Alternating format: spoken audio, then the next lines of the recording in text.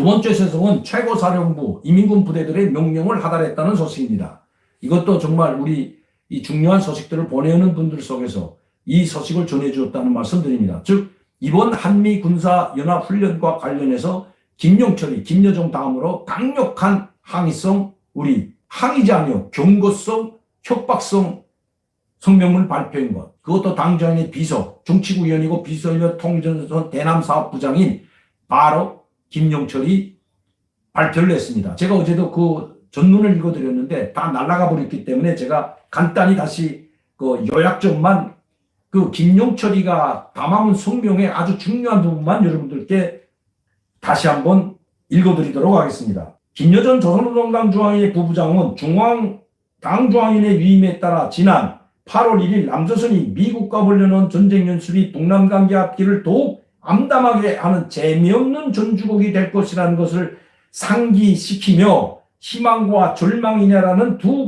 길 가운데서 선택은 전적으로 남조선 당국이 하게 될 것이라는 우리 미신장 경고를 담아 담화문을 발표했다. 자, 김여정을 내세우면서 김여정보다 이 당장의 비서라고 정치국 위원이 한참 밑에 있듯이 김여정의 담화문을 지금 추켜 세우고 있는 거죠. 남조선 당국에 분명한 선택의 기회를 줬던 것이다. 김여정이가 선택을 준 겁니다. 김용철이 자기가 선택을 준 게 자기는 그럴 권한도 없죠. 선택을 줄 수 있는 권한 누가 있습니까, 여러분? 잘 생각해 보세요. 남조선 당국이라고 하면서 문재인 대통령의 너 그렇게 할래 안 할래 하는 그 선택을 줄 수 있는 사람은 오직 한 사람입니다. 바로 김정은이죠. 그 김정은을 대리하는 제1비서 김여정만 그 선택을 줄 수가 있는 겁니다. 마지막 선택이다. 희망이냐 절망이냐 선택은 너희가 알아. 전번에도 제가 말씀드렸지만 이런 선택을 했는데 그 선택을 바로 이 김여정 부부장이 너희들에게 했다 하고 이야기하는 겁니다. 자기가 하는 게 아니고 자기는 그럴 권한도 없죠. 그러니까 김여정보다 한참 아래, 그것도 김정은의 동생이기 때문이 아니라 이 직급상으로도 이제는 김여정이가 한참 위라는 것을 안다는 것입니다. 이렇게 김정은은 자기가 이 유것이나 아니면 장기간 공백을 염려해서 김여정에게 모든 권한을 이양해 준다는 말을 아마 간부들에게 정치국 위원이나 상무위원들에게는 이미 했다고 보여집니다. 제가 어제도 말씀드렸지만 김정일 때도 2008년도 김정은이 공식적으로 후계자가 되기 전인데도 자강도를 방문했을 때 특히 박도춘, 김덕훈이가 있는 박도춘이 그때 자강당 책임비서였는데 그 박도춘이나 김덕훈 그리고 함께 따라간 당정의 비서들이 있는 데서 김정일이 이런 이야기를 합니다. 여러분들이 앞으로 김정은 그때 대장 칭호를 받았을 때인데 김정은 대장 동무를 잘 받들어서 일해주기를 바랍니다. 이런 이야기를 했는데 김정은도 마찬가지라는 것입니다. 당정위원회 김용철을 비롯한 정치국 위원들, 상무위원들에게 김여정 동지를 잘 받들어서 일을 하라고 분명히 이야기했을 것으로 보여집니다. 자, 그럼에도 불구하고 남조선 당국은 이번에 변명할 여지 없이 자기들의 기회가 있을 때마다 입보로처럼 외워온 평화와 신뢰라는 것이 한간 말장난에 지나지 않아 스스로 드러내 보였다. 자, 여기 중요한 말이 이제 하나 더 나오는데요. 우리의 권한을 무시하고 자기들의 경고를 무시하고 동족과의 화합이 아니라 외세와의 동맹을 긴장 완화가 아니라 긴장 격화를 관계 개선이 아니라 대결이라는 길을 선택한 것이다. 둘 중에 하나 선택하라는데 절망을 선택했다는 겁니다. 그래서 하는 이야기가 남조선 북남 관계에서의 기회를 재선을 날려보내고 우리의 손에 족대 행위로 대답한 대가에 대해 똑바로 알게 해줘야 한다. 그게 바로 위험한 선택을 하였는지 얼마나 잘못된 선택을 하여 스스로가 얼마나 엄청난 안보 위기에 다가가고 있는가를 시시각각으로 느끼게 해줄 것이다. 군사적 위협을 강할 뿐만 아니라 국지전도 서슴없이 하겠다는 그런 이야기를 하고 있는 겁니다. 즉 그러면 어떤 도발을 할까? 그리고 북한은 어떤 군사명령을 내렸을까? 지금 북한은 군사훈련을 할 시기는 다 지났어요. 하반기 훈련도 다 끝나고 실탄사격 훈련 하다가 여러분 제가 말씀드렸죠. 8월 초에 7월 말 8월 초에 이민군 병사들이 무장을 한 채로 그 길을 잘못 들어와서 평성과 평양시에 있는 그 경계 초소를 넘다가 국가보위부 이 초소 이 순찰대하고 조우해가지고 총격전 벌였다는 말씀 드렸죠. 왜? 무장을 들고 들어오니까 이게 평양시에 진입하게 되면 이 구태타를 볼 수가 있기 때문에 무장을 들고 평양시를 진입 못하는데, 그것도 산길을 내려는 병사 약 15명, 한 2개 분대 병사들을 발견하고 총격전을 가했던 것 제가 말씀드렸습니다. 이건 바로 당시에 이 평성시에 주둔하고 있던 방어사령부의 일부 부대원들이 실탄 사격 훈련을 하고 돌아가다가 길을 잘못 들어서 이렇게 됐다고 합니다. 훈련하던 도중에.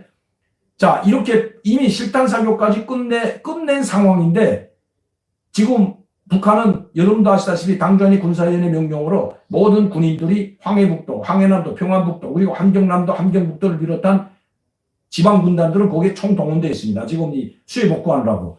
그러면 김정은은 이제 또다시 훈련을 할 상황이 되지 못하니까 전략군사로 인민군 부대들의 명령을 하달했다고 합니다. 어떤 명령이야? 전투태세 명령 1계단. 그러니까 1급 전투명령태세. 경계태세에 들어갈 뿐 모든 군인들은 뭐 휴가 갔던 사람들 다 들어오고 수해복구에 나갔던 사람들 싹 다 불러들인다고 합니다. 수해복구는 이미 도당에다 다니까 도인민위원회나 도당에다 몽땅 넘겨놓고, 그리고 그 분부대들은 다 부대에 들어와서 자기 위치를 차지하고 무장을 하고 중무장을 다 하는 거죠. 전쟁에 대비한 중무장을 다 하고 대기태세 발령을 떨어지고, 그리고 전략군 사령부에는 미사일 발사 명령이 떨어졌다는 것이 북한에서는 소식입니다. 즉 최고사령부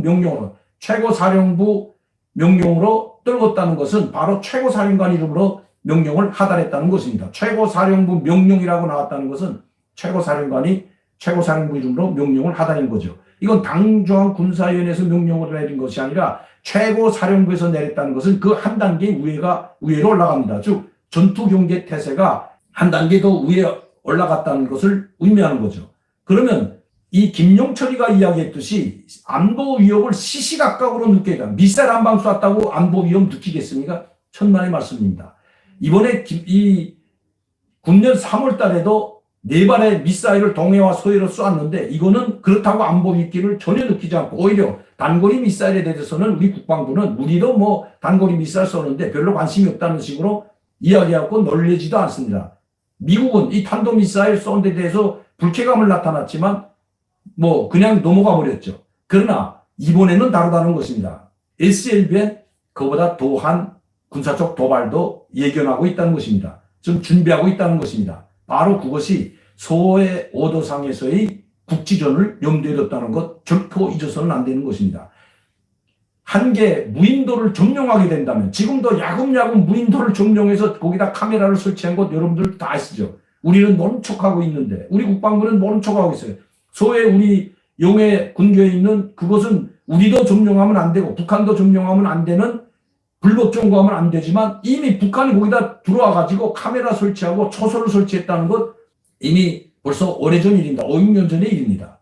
자, 그렇다면 소해에 있는 백령도가 됐던 아니면 연평도가 됐던 아니면 또 다른 무인도가 됐던 북한에서는 이런 점령 계획 시나리오에 따라 실행할 수도 있다는 것입니다. 이것은 엄청난 일이죠. 그리고 대륙간 탄도미사일도 핵실험도, 왜냐하면 북한이 8차 당대 때 김정은이가 이야기했던 것은 핵무기, 전략 로켓 탄두를 더 확장, 더 크게 만들어서 더 멀리 날아버릴 수 있는데 박차를 가하고 전술 소형 핵무기를 만들겠다고 했습니다. 그렇다면 전술 소형 핵무기 실험을 할 수도 있다는 것입니다. 이게 엄청난 거죠. 그리고 동해상으로는 대륙간 탄도미사일이나 SLBM을 발사할 수도 있다는 것입니다. 이번에는 그냥 넘어가지 않는다는 것입니다. 그렇다면 한반도에서는 이미 미국이 이야기했던 것처럼 SLBM을 쏘던 대륙간 탄도미사일을 쏘던 신형 전략 전술 핵무기 실험을 하게 된다면 이것은 레드라인을 넘는 선이라고 미국이 말했지만 북한은 100번 이상 미국이 말했던 레드라인을 벌써 넘어서고도 남았습니다. 여러분 기억하시는지 모르겠지만 부시 대통령 시절에 핵실험을 하게 되면 그때는 끝이라고 했습니다. 마지막 핵실험만 하면 용서하지 않겠다고 했는데 핵실험 6번이나 했고, 대륙간 탄도미사일 발사하면 용서하지 않겠다고 했는데 대륙간 탄도미사일, 인공위성으로 가장한 대륙간 탄도미사일, 태평양으로 발사한 5,000, 6,000km 나가는 대륙간 탄도미사일 다 레드라인을 100번도 이상 넘어섰지만 미국이 한 것은 그냥 온폭, 공포밖에 없었다는 것 북한이 잘 알고 있는 겁니다. 이번에도 그냥 군사적 긴장 격화를 한층 끌어올리고 그리고 유턴할 것은 틀림없어 보입니다.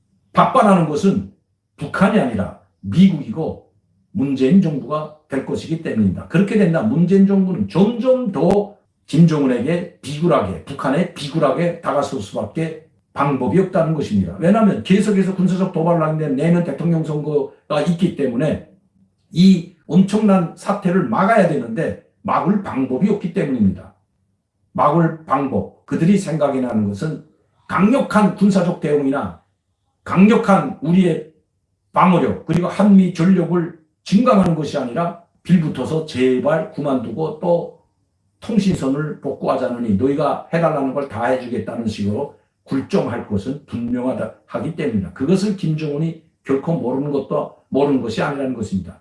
이것은 김정은뿐만 아니라 이미 이민건 총참모부나 당좌인의 군사위원회 군사위원들을 비롯한 북한 엘리트 계층이 우리 문재인 대통령에 대한 선군보듯 알고 있기 때문에 마음대로 이 정부와 대통령을 가지고 논다는 것입니다. 자, 북한이 최고사령부 명령 이제는 하달됐으니 국지전이든 대륙간 탄도미사일이든 전략 전술 핵무기든 실험만 남았다는 것이 북한에서는 소식입니다. 전략군 사령부에도 이미 명령이 떨어졌고 이미 모든 이민군 부대들이 전투 훈련은 하지 못하지만 그건 경계 태세에 들어가고 전략군 사령부의 움직임이 이미 심상치 않게 돌아가고 있다는 것. 이것이 북한에서 온 소식입니다. 오늘도 강경도TV 자유선 시청해 주신 여러분들께 진심으로 감사를 드립니다. 저는 내일 이 시간에 또 중요한 소식을 가지고 여러분들을 찾아뵙도록 하겠습니다. 많은 분들이 구독하고 시청할 수 있도록 전파를 부탁드리면서 저는 이만 물러가도록 하겠습니다. 또 북한에 대해서 소식에 대해 알고 싶은 분들은 계속 질문을 해주시면 제가 기록을 해나갔다가 여러분들께 알려드리도록 하겠습니다. 최근에 여러분들에게 저에게 질문했던 백두산 화산 폭발과 그리고 북한 지하 자원에 관한 광물 자원 얼마나 어느 정도 매장되어 있는지 그건 아직도 살아있는지에 대한 것은 북한 중요 소식들을 전한 다음에 제가 말씀드리려고 지금 준비해 놓고도 아직 방송을 못했는데 다음 시간에 여러분들께 방송해 드리도록 하겠습니다. 질문 계신 분들은 여기에 댓글에 남겨주시면 감사하겠습니다. 감사합니다.